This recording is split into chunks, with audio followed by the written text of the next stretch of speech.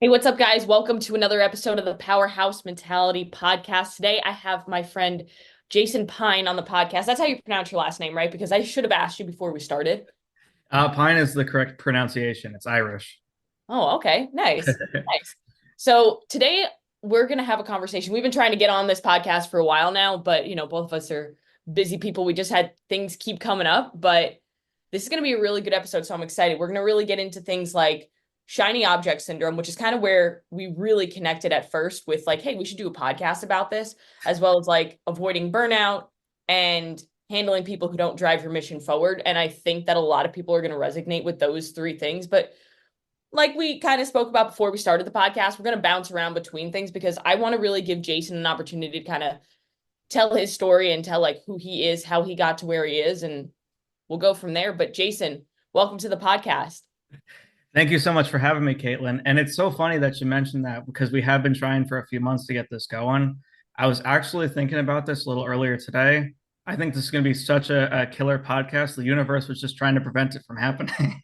I agree with you, right? It was just like there was going to be too much greatness going on here. So it was like, I got to keep putting it off because the people aren't ready for it yet. Exactly. Yeah, for sure. But yeah, I'll share a little bit about myself. So, my name is Jason. All of you listening to this already knew that. But some of the things I really enjoy, and these are all things I kind of found at different points in my life. So, I love running marathons and half marathons. I also got one coming up in January, I think. Oh, you do? Which one? I think I'm going to do the Miami Marathon. Oh, that's a good one to do in January too. It's nice and hot in Miami. You get to get away for a little bit. Yeah, exactly. And I can't wait because I think it's more of like a flat course, but it's more like taking the scenic route, being like in a nice, steamy environment. Oh yeah, for sure. um, but yeah, so I run marathons, and I really got into that around like 2022 because I was looking for some kind of activity to do that wasn't related to just, work and school and work. And Hmm. I was never really expecting anything to come of it, but running has become like a major part of my life. It's how I clear my head. It's one of the ways I kind of distract myself from a lot of the craziness in the world. Yeah, I could definitely attest to that because like I think one of the biggest reasons why I love to run is because of the mental clarity that it provides you. Like I know throughout my life, if like I'm having a really stressful day, I'm just like, you know what, I'm just gonna go on a run, gonna Yeah, clear the yeah. mind. And usually I have at least my most creative ideas when I'm running. I don't know about you. Yeah, most of the time I have a lot of creative ideas. And the one thing I never bring with me is an iPhone. The Hmm. reason is if you're running, and really this could apply to any kind of sport or important activity, if you bring this with you, you're just going to be checking it like 24/7, and you're not going to actually be focused on the task at hand, whether that's running 26 and a half miles or it's running one. If you're looking down at that, blue screen that we all love, it's not really going to actually help you complete the task as much as distract you. Yeah, and I think that goes true to like everything in our life because the amount of times where I'm having a conversation with a client and we're talking about, okay, what are you struggling with this week? And they say, oh, I'm struggling with time management or being able to like fit things into my day and make sure I get my workouts in and do the meal prep and do everything. And then I'm like, well, let's think about this. What's your screen time on your phone? Right? Or how many times are you like, okay, I'm dialed in, I'm focused on like answering emails from work, and then ding, notification goes off, and then all of a sudden you find yourself scrolling through reels for 15 minutes, and that's where all your time and energy is going. Yeah, exactly. Social media, I kind of, in my own personal experience, definitely is the biggest time waster Hmm. because if you're trying to build like a platform, obviously you got to follow other people, make other connections. But that damn explore page makes it like a little difficult to do. You get all these cat videos pop up or, random memes, and then you're like, shit, 15 minutes has gone by at least. For real. And it happens so fast. I think that like social media can be a super effective tool if you're disciplined with it, as with anything, right? Because if you're not disciplined with it, then just what you said, like if I'm trying to grow my coaching platform or if I'm trying to grow a business or my reach on social media, and every time I post a reel, I'm like going through other reels and wasting my time, then I'm not going to be effective. And the other thing I've definitely realized with a lot of my goals, whether that's running marathons or we were talking about before this, like kind of before we started the actual podcast. I love to play music. I play music in 3 or 4 bands. Got a show coming up this evening. Um, but when it comes to all of that, if you're not like kind of focused and dialed in, so for example, like I love like learning new songs that are a little bit more challenging, whether covers or originals. But if you're like, oh, that one's like way too easy, like let me try another one. Chances are you're never going to actually bring that one song to perfection. That's just kind of your go-to. Mm-hmm. Mm-hmm. Yeah, I think in life, like challenging yourself and making sure like if something is too easy, like master it, right? Master it until it's like basically perfect. But then also don't be afraid to like challenge yourself because I think that a lot of people have that fear of challenging themselves, which is why I think running the marathon is such an incredible example of getting uncomfortable and challenging yourself, And I think that that speaks to who you are as a person. And the thing too is it's helped a lot of other areas of my life Hmm. because oftentimes with our goals we're a lot closer than it actually might seem. The thing that's so fascinating about marathon running, and this is really with anything, it's not the start, it's really not even the middle point that's the challenging part. It's those last 3.5, call it 2 miles, because you can see the finish line, and oftentimes, like right around that time, they design the courses to kind of trick you, like you're just there. And then you spend an extra hour just walking the course. So it's Hmm. all about a mental mindset. Like, no, I'm going to see this through. I'm not going to cheat. I'm going to see it through to fruition. That I think is obviously great with marathon running, but really with any goal, you actually have to, for lack of a better way, complete it on the finish line. Yeah. No, I like that because that's kind of how I do my training. Like if I have a 10 round workout, like rounds one, two, three, four, they're not the ones that are going to make me better, right? I'm in it for like 8, 9, 10. Those are the ones where it's like, okay, you're hurting, your heart rate's super high, like, you don't want to continue, but you're pushing past that discomfort in order to prove to yourself that you can handle it. And that's true for whether it be a marathon, whether it be CrossFit workouts, whether it be trying to accomplish a goal with building a business or with just being better at what you do in your job, right? If you have a sales goal to reach, the beginning of the month is great, but like the end of the month when it's like time to really crack down, that's really when it matters most. Absolutely. Yeah, I actually work in sales. I forget if I've mentioned that, but Yeah. it's really true because that could be applied to anything. One of the marathons that I did, so going back a little bit to marathon running. Yeah. How did you get into marathon? Because you said 2022. So how did that actually start? Well, what's so interesting, because I kind of took like a non-traditional path with like running. So I Mhm. originally wanted to do just full 26 miles kind of out the gate.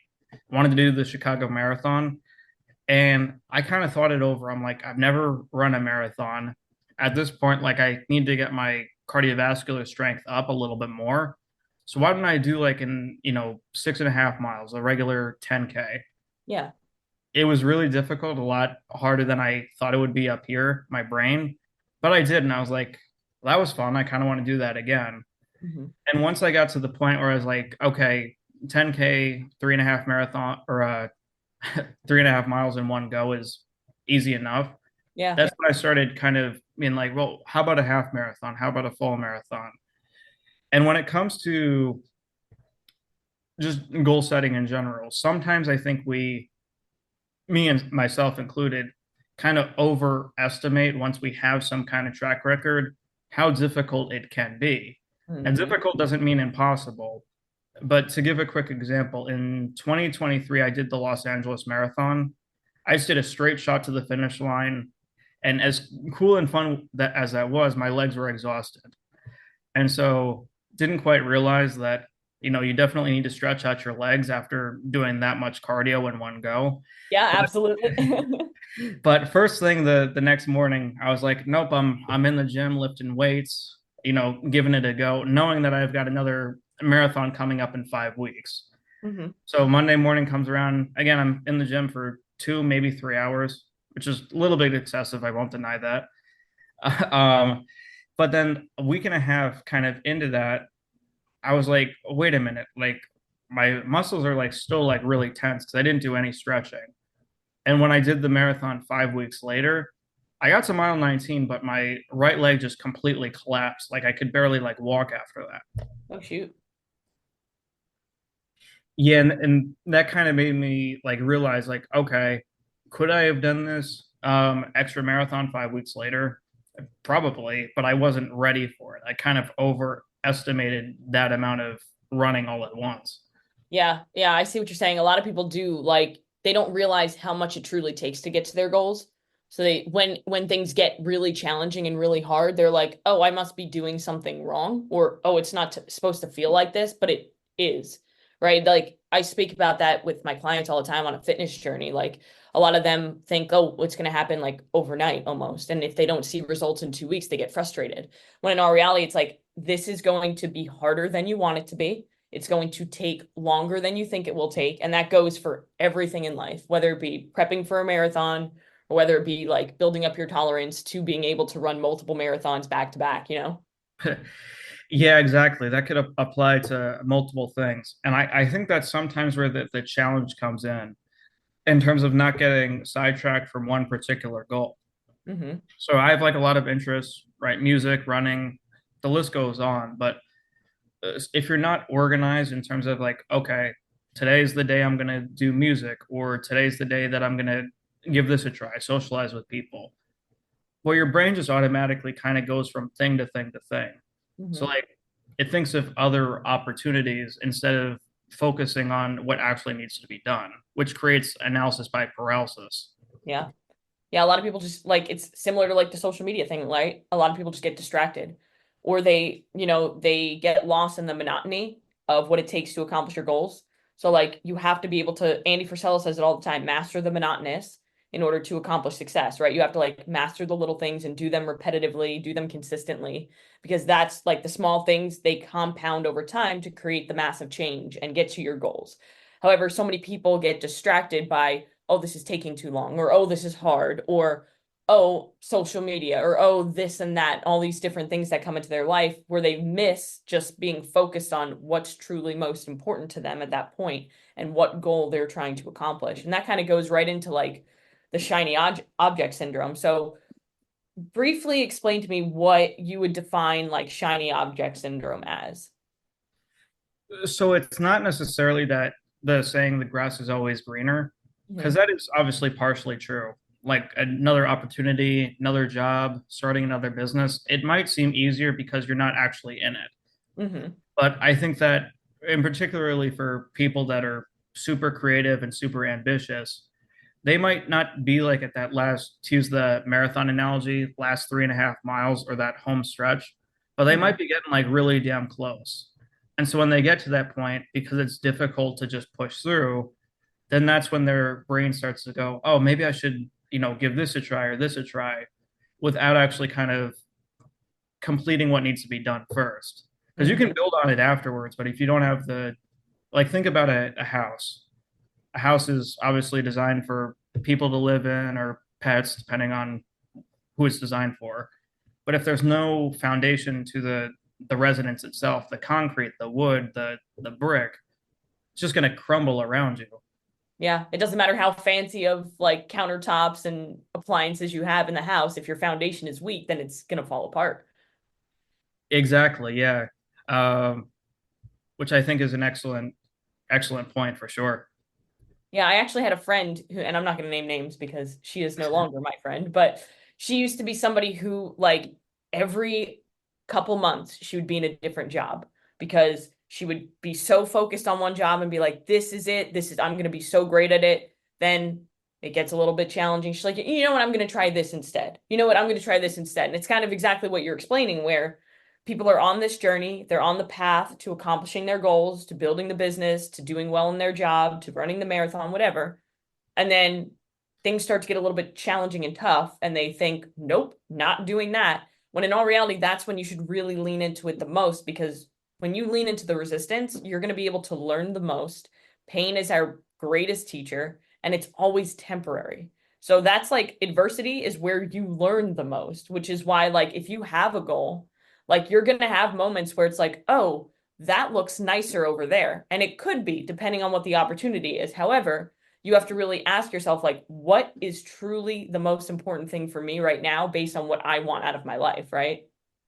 That's actually an excellent point. I think it hits home pretty well. Funny enough, I actually was a job hopper for Hmm. first half of my career, and I can kind of speak to what you're saying in that regard because I think I had like 12 jobs before I landed the one that I'm at now. And I'm at a Hmm. sales job working most of the time 50 to 60 hours a week.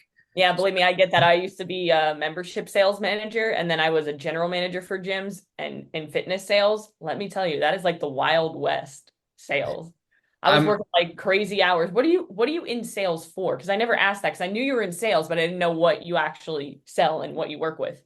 I sell different TV platforms, so like different Nice. like TV plans and that kind of thing. Okay. Um, and the thing that's so fun about it, um, and one, I'm really good at it, but it took practice. Um, As with anything, sometimes, right? yeah, sometimes you get people calling in and they're, agitated, perhaps rightfully so, or maybe not.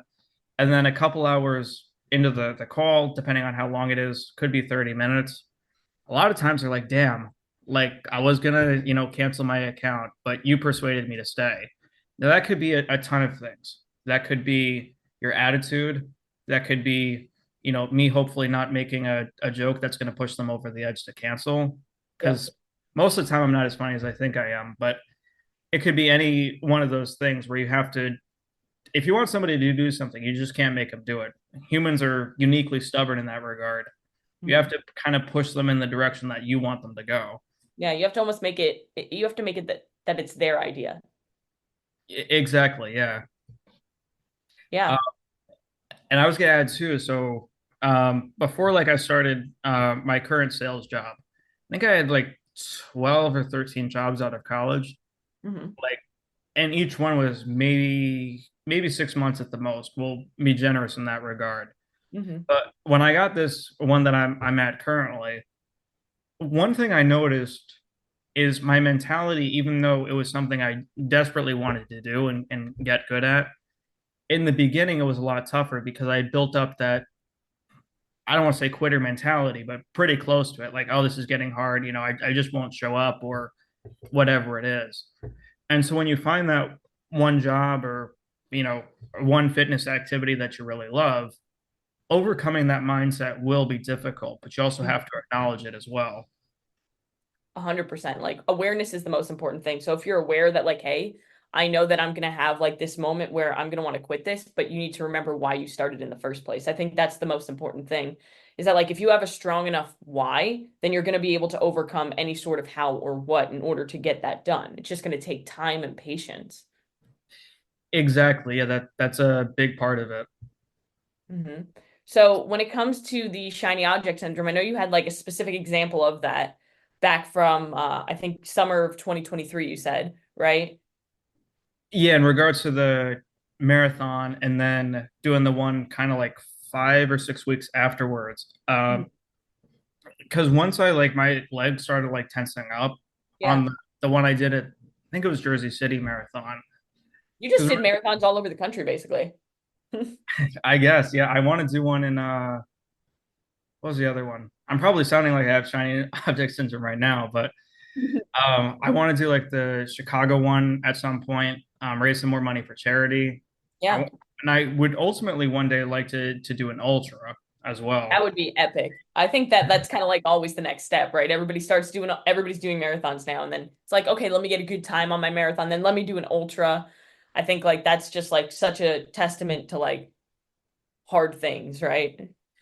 Yeah, exactly. And the thing that's actually kind of unique about ultras, so for those listening, an ultra marathon is anything beyond 26 and a half miles. But what's interesting in terms of the way that the courses are designed, the marathons and half marathons, ultimately, 9 times out of 10, they provide aid stations, they provide water, they provide pacers, all the stuff you kind of need to succeed if you're a marathon style athlete. But ultras, you have to provide your own team, which kind Yeah. of comes with its own worry and headaches of everybody getting there, getting enough sleep. The list goes on. Yeah, I think it's actually like a really cool way to bring a team together and really have people step up too, to be able to help and like see the support that you have. I think that's more powerful in a sense, but it's also definitely it's like an orchestra, right? It's not like, okay, I'm just going to run the race. It's like I'm going to run the race and I need to make sure like this person gets to the aid station on time, to make sure I'm fueled, to make sure they're getting enough sleep because it's a long race, you know?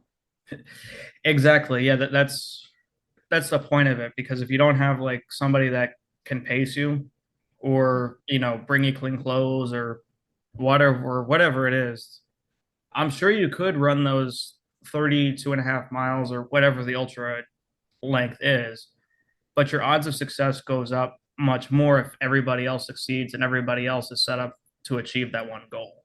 Mhm. It's kind of like a forward, I like to say forward thinking and backwards planning. So like if you have one goal, then it's like, okay, this is the goal.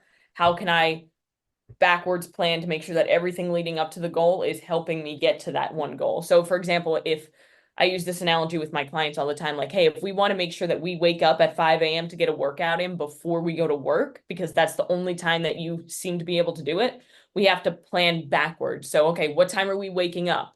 What time are we going to bed? What time are we starting our nighttime routine? What time are we having dinner? You know, all those things are going to lead to you being successful at the goal. And I think that becomes easier over time. So Of the course. main thing you have to do, based on my own kind of personal wellness journey to get there, though, is you have to kind of figure out who you are, and what you value as well. Yeah, Because that's not enough people, I think, know what they value. People don't really have core values anymore, I feel like. yeah, or the awareness to know what's important or what isn't. Correct. I use this as like a joke sometimes when I talk about this topic, but it kind of has a point to it where, some people in the world, unfortunately, they're just assholes, and then sometimes there's people that truly do have like a kind heart. Well, what's the difference, between those two? Because in that specific, either or, sounds like the kind-hearted person would be the person that you'd want to be, right?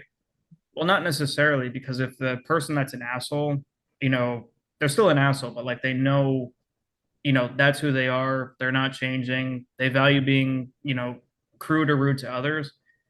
In some ways, that almost shows more confidence than the person who's nice, kind, or generous, but they don't actually know who they are within. 100% agree. Yeah, I feel like a lot of people don't know exactly what they want out of life. And that's like the sticky situation. It's like we have to be able to, in order to have the right focus, we need to know what our goals actually are and what we're willing to do and what we're not willing to do to get there. Because sometimes people have a goal, but then, well, what are you willing to do to get there? Like realistically, like if somebody comes to me and they're like, hey, I want to lose 50 pounds, but they're not willing to track their nutrition. Okay, well, that's a big part of it. Can we see results without it? Absolutely, but it's going to take a lot more time. And that's something you're just going to have to understand if you're not willing to do that, right? Absolutely, yeah, for sure. hmm So, as far as shiny object syndrome, wow, that's a tough one to say. Shiny object syndrome goes, do you have any specific recommendations on how somebody could avoid taking on too much at once to prevent this and stay focused? I would say the main thing you got to do, and the book I got right here talks about it a little bit. It's called I Used to Be a Miserable Beep by John Kim. It's a really good book, but he talks a lot in depth about if you got one task going on, right, don't think of all the other shit you got to do later on, or Mhm.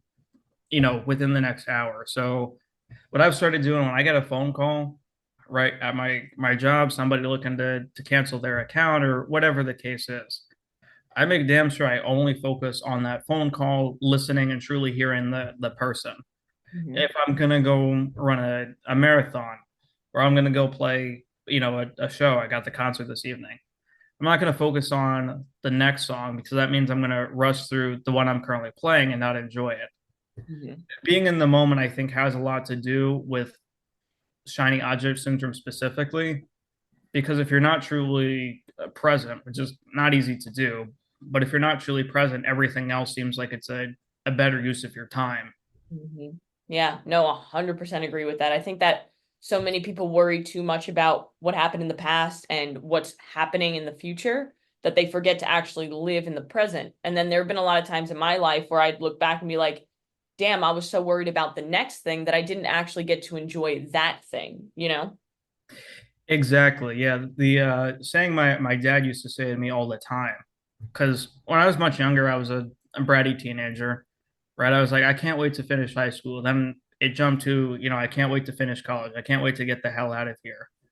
And he said something to me I don't think I'll ever forget. He said, Jason, don't wish your life away. Mhm. And I was kind of, you know, I mean, I'm in my 20s, but I was even more young and arrogant then. So I didn't really know what he meant, but now I'm kind of realizing it. Like, okay, if I'm only focused on what's next, I'll never actually truly enjoy any success or failure that I have. Yeah. I mean, we're literally like people say like, oh, life is, you have like maybe 80, 100 years, 60 years, average, whatever. But life is like you're here for a flicker. Like it's like snaps of the fingers and it's like, holy shit, we're almost like it's August already. Like we're almost to Christmas again. How did that happen?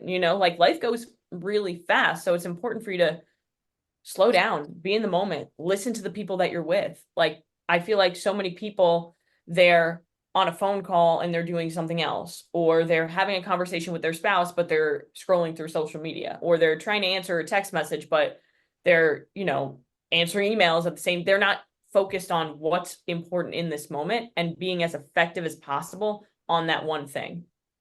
Yeah, and that's a great point because like I'll use my own experience for this is 2023 and 2024 stark difference in terms of how I spent my time, what I planned out, what I didn't.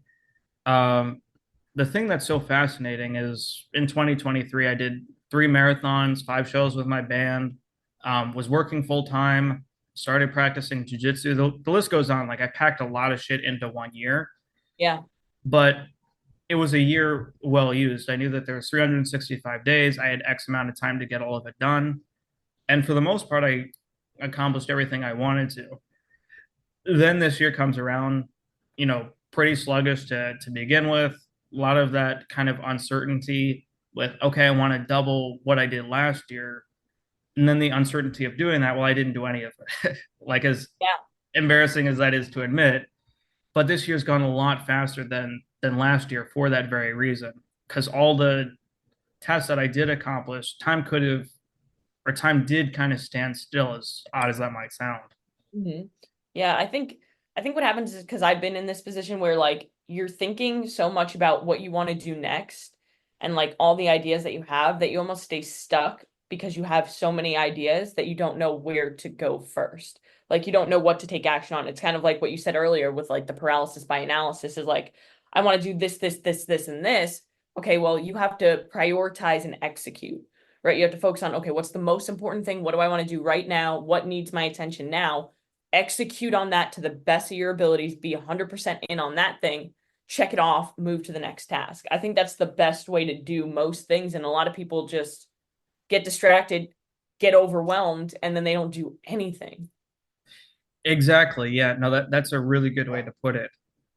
Mm-hmm. Because if everything seems like a good opportunity, like you'll never focus on one thing. There's so many, probably a billion different things you could focus on with your life and your time. And I think sometimes that's why some people say they can't do something. Because it's not that they don't have the interest or the desire perhaps to learn. What some people I've found are actually saying is that's not actually important to them. So Mm-hmm. when I did the Los Angeles Marathon, originally, I kept hearing that, I could never do a marathon or, you know, like that sounds so challenging. Like I don't know if I could accomplish that. Originally, it was kind of like a little bit insulting to hear people, friends, family say that because like I did it, it's clearly not impossible. But Mm-hmm. what they're saying and kind of reflecting on that more so is that's just not something that's important to them specifically.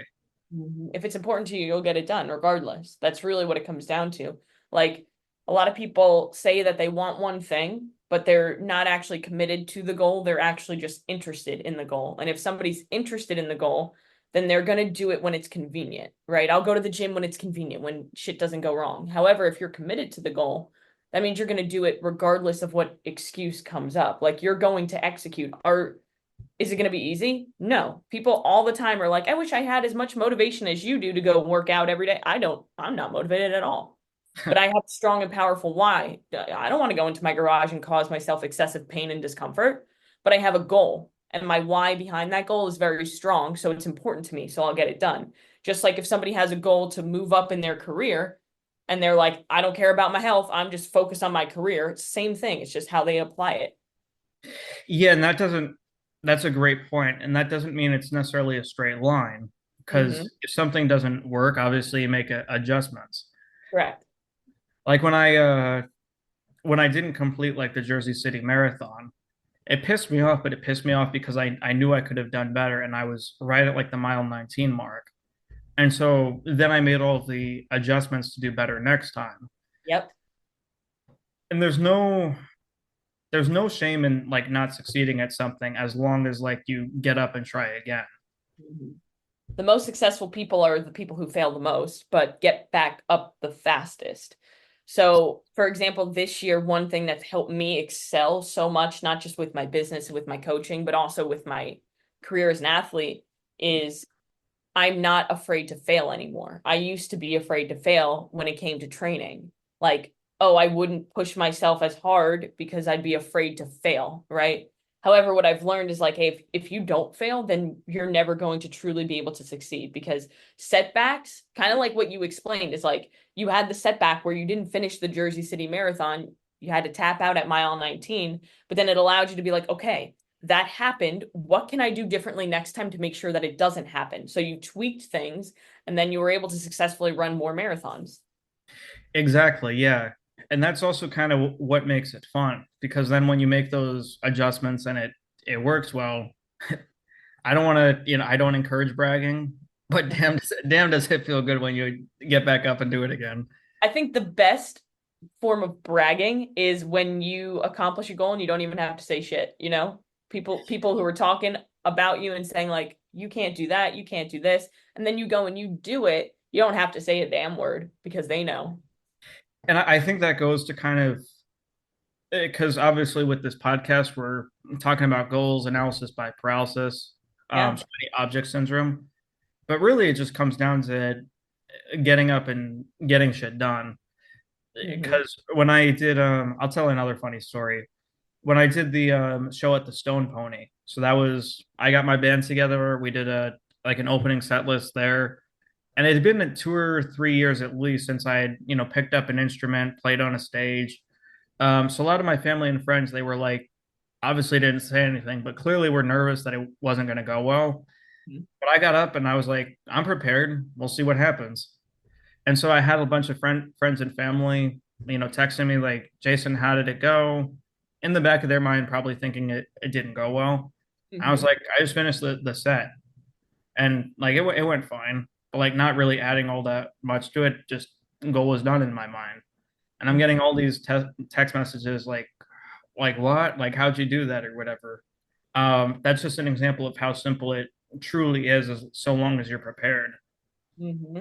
Yeah, preparation is the biggest thing because people are like, oh, well, I don't want to be cocky. Well, it's not cocky, it's confidence because you put in the work behind it. If you just go into something and you're being cocky, then it's like, oh, you didn't do anything to prepare for this. But if you were really disciplined with the preparation and you know damn right that you did absolutely everything you could when it came to what you could control, then that's it. You just have to show up and do it, and trust yourself.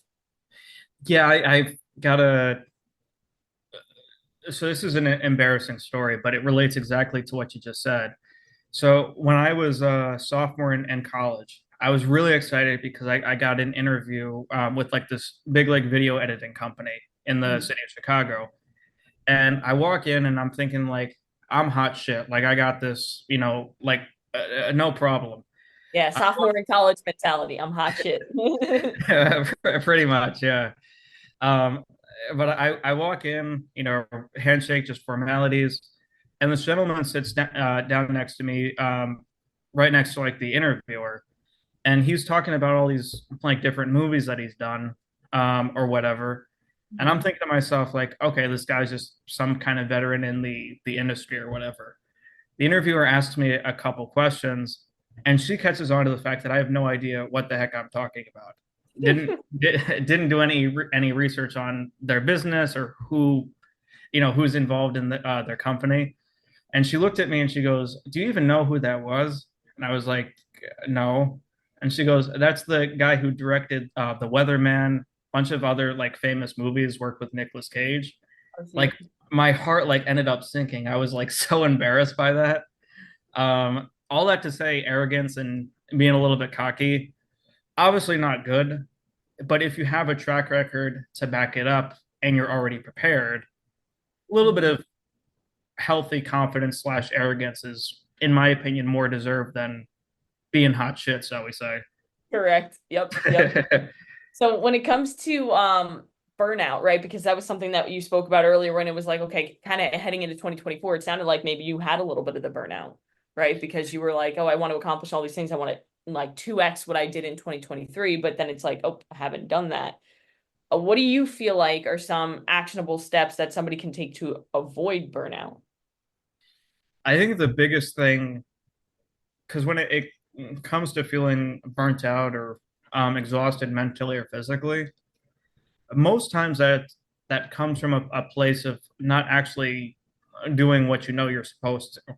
So then your Yeah, mind I starts agree. worrying, and you get more anxious, and then before you know it, nothing gets done.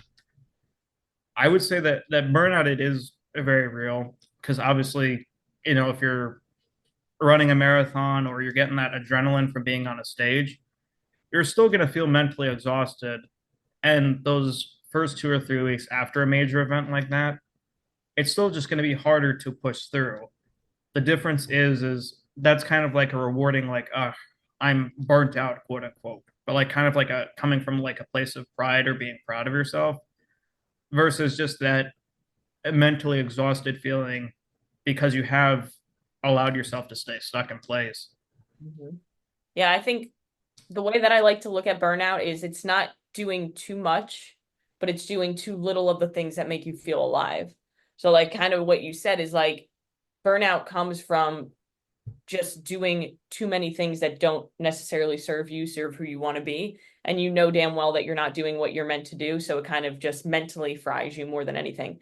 Now, when it comes to like, if I'm talking from like a physical perspective, when it comes to like, hey, we're training for a marathon, we're training for a CrossFit competition, then I don't believe in overtraining. I believe in under recovering. So I think it's like the same thing where it's like, hey, you can do as much volume as you want. Everybody's going to be different on how much they can handle and recover from. But the reality is, if you're not fueling your body enough, if you're not sleeping enough, if you're not doing enough to manage stress, it doesn't matter what you do in the gym. It's not going to work unless you actually balance it with recovery.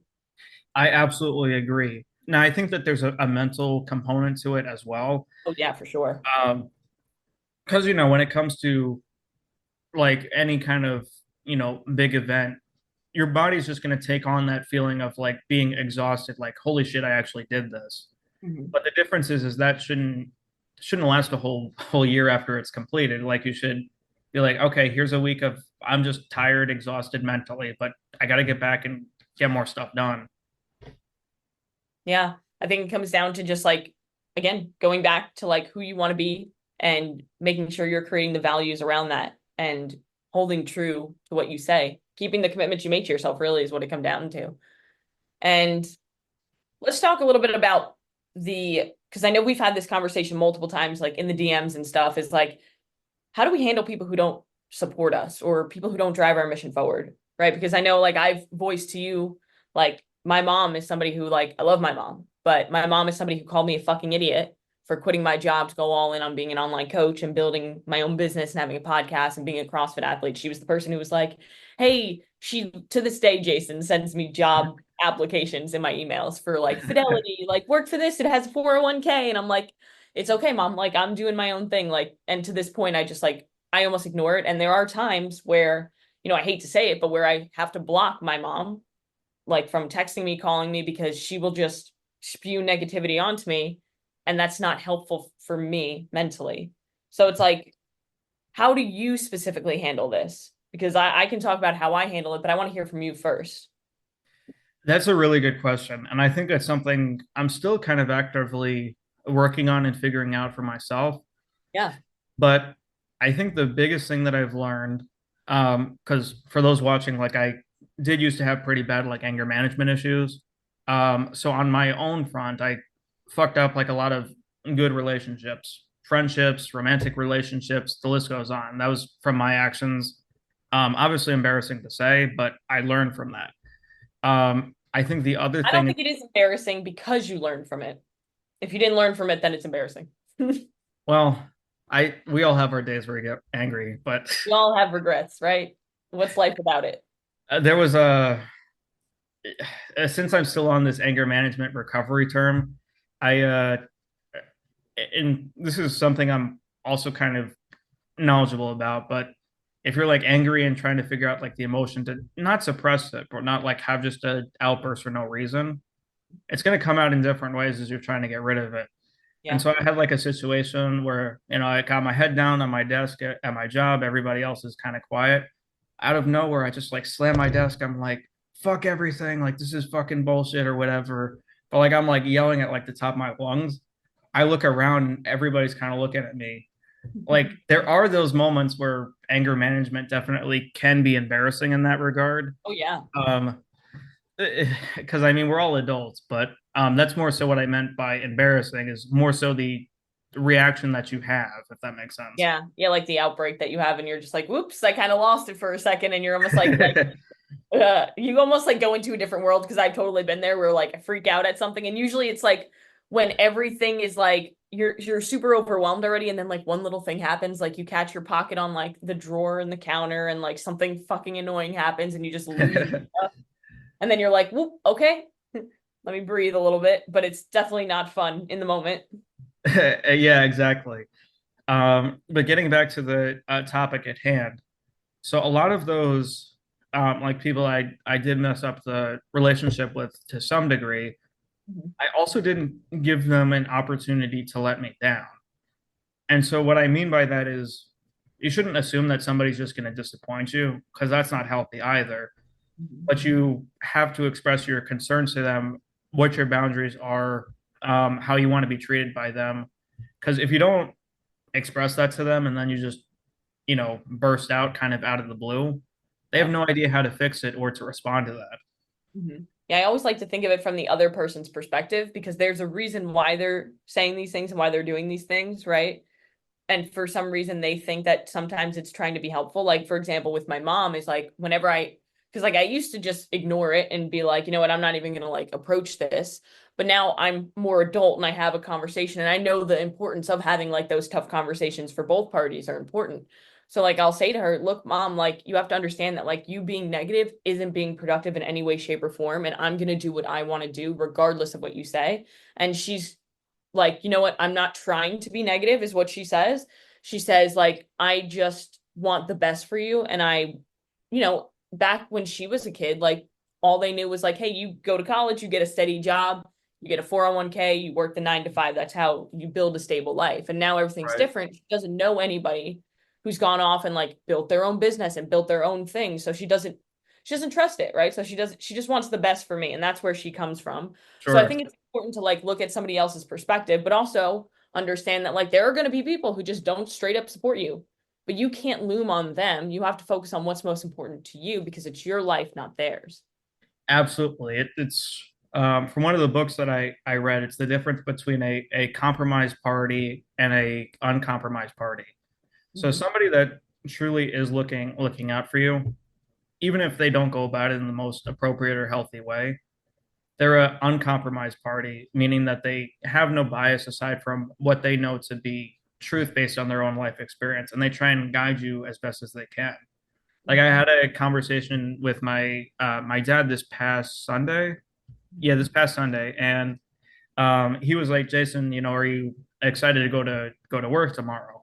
Well, this is a week before, my show I have coming up this day today on Friday, and I'm like, well, I'm more worried about the show I have coming up on Friday, and he kind of like was a little confused at what I meant by that, but when you find that good job or business, that one thing that you excel at, I don't want to say it's not difficult, but it has a lot less mental strain on you than going up and singing a bunch of songs, in front of 500-600 people, and also keeping them energized, right, with the message or the kind of atmosphere that you're trying to portray. Mhm. Mhm. Yeah, I think the more you do something, the more it becomes like habitual almost, right? Like that doesn't mean it's not hard because somebody looking in would be like, whoa, that person does a lot of hard work. and it's hard to use still, but you're going to execute regardless because you've built the discipline around the habit. Right, exactly. And sometimes, like I have this is somebody that used to be a good friend of mine. So take this with a grain of salt. But I remember the first day where I did, I think it was 4 plates on each side on the leg press. I was Mhm. so excited. I texted this one friend like, "Hey, I guess that's like 8 plates total." And he said like, responded back like, "Oh, that's not that much." He was like a big dude, like 210 pounds of muscle or whatever. Yeah. And so I wasn't insulted by that when I probably should have been. He's just looking in from his own experience. Like he could probably do 8 plates total or nine total. So he's not impressed by that because he's already been there and built up his own legs. Yeah, which is why it's so important to focus on you versus you, right? Because I get like that sometimes in my space because I'm a smaller athlete and that's like my biggest downfall is like I have to get stronger. I need to be able to lift more weight. And when I could tell somebody like my max squat PR and they'd be like, "Oh, that's not that much." Compared to you maybe, but that's big for me. So I'm Right. moving forward and that's what matters, right? Because like I can squat vastly more than I could 2, 3, 4, 5 years ago. And so that means that I'm just going to continue to move forward, just like yourself, like with the leg press. It's like, hey, I did 8 plates. Like, that's fucking phenomenal for somebody who started with, like, I couldn't even do 1 plate or 2 plates. You know what I mean? So it's all relative. Exactly, for sure. I Mhm. think that's one of the things that can be, particularly for people getting started, because Yeah. in my own journey, like I'm kind of getting back into working out or whatever. Mhm. Because sometimes it's not even about if you have a good or bad workout. It's just, did you make the effort to actually go? Yeah. That's what matters is the effort, not the outcome. It's like, how much are you putting into it? But I mean, a gym can be like just a naturally intimidating place because you got all kinds of people, they're all kind of crowded in either like a large or small space. And so, I'm sure the two of us are both used to that kind of environment, being around, people with raging testosterone or whatever else. But from somebody just starting out, that can also be really intimidating. Mhm. Um, and it doesn't mean that they don't want to push forward. It's just before you've built any habit, it can be pretty stressful, like just building it, if that makes sense.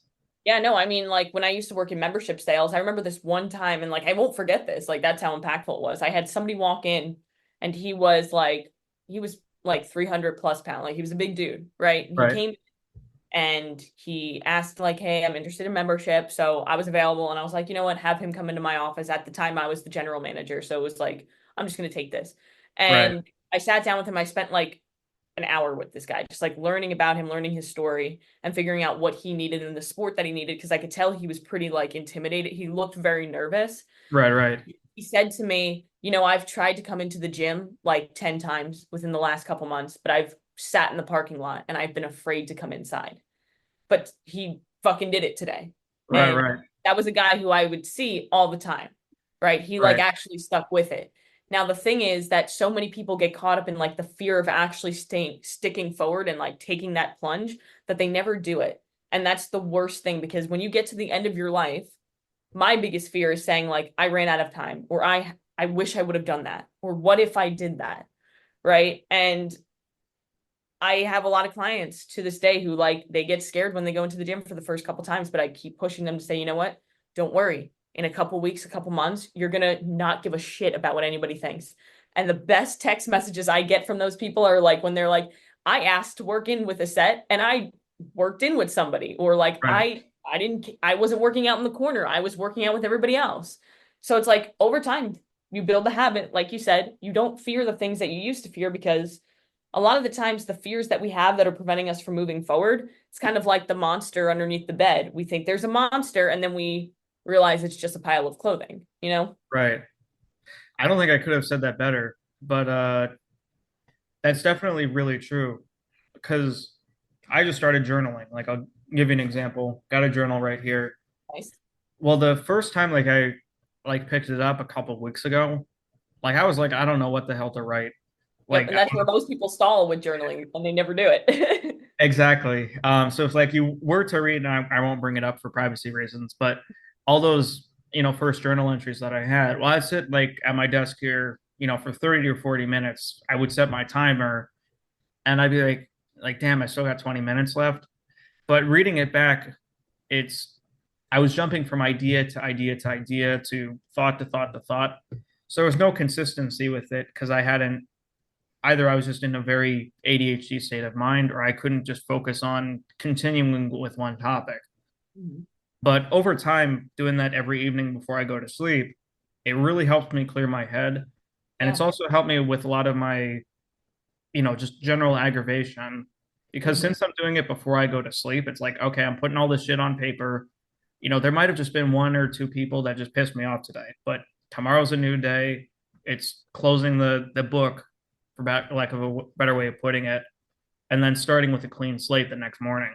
Mhm. It's actually something that I have a lot of my clients do, specifically if they come to me and they're like, I struggle with sleep because obviously sleep is a big part of earning results and, having a good life, you got to sleep. And a lot of people struggle with sleep because they have too much going on in their mind and they can't fall asleep or they keep waking up with all these moving thoughts. One of the biggest things I recommend is like, hey, set a timer for 5 minutes minimum before you go to bed and just write out whatever the hell is on your brain, right? Like what's going through your mind right now, get it onto paper. It feels really good, and I'm sure you can attest this, that it feels really good to just get it out onto paper, and then you feel more relaxed going into sleep. Yeah, because sometimes you still have like a stressful sleep, Yeah. right? It's like subconsciously either your brain or whatever else has still got a lot of those just conjumbled thoughts all on the paper.